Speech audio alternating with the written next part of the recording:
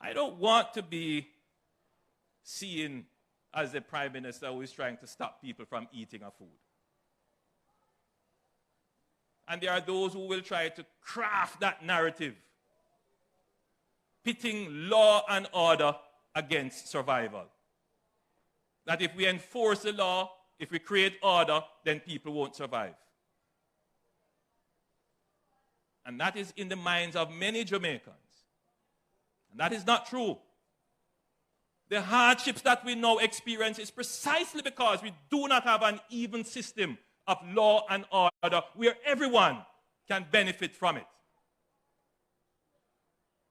And what we must be debating now is how do we get this even, fair, transparent system of public order and the rule of law for everyone to benefit.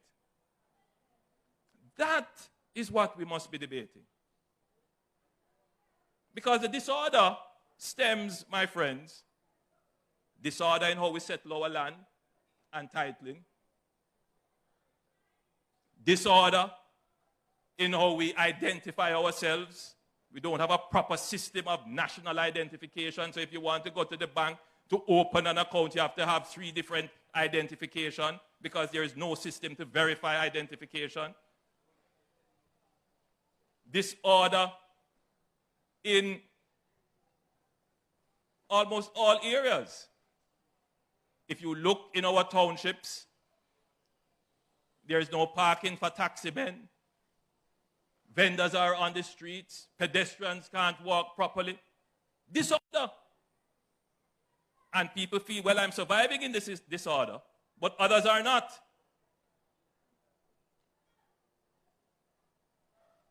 You have to ask yourself, will Jamaica continue like this for the next century?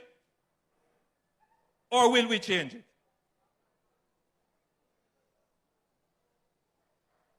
You have come and seen it that way.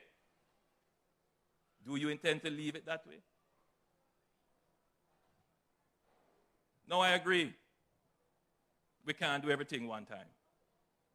We can't bite off more than we can chew. And the pressures that people are under now, you can't ask them to take on more cost to be compliant with the law. But it remains our aspiration. I encourage all parents, I encourage all public passenger transport users, look about the safety of yourself and your children when you use public passenger transport. Don't be ashamed to put on the seatbelt in the back of the car. And if your child is lucky enough to get a seat in the car and they get the middle seat, put on the lap belt on them. I encourage you to do it. We are not less than anyone else who are always putting on them seatbelt.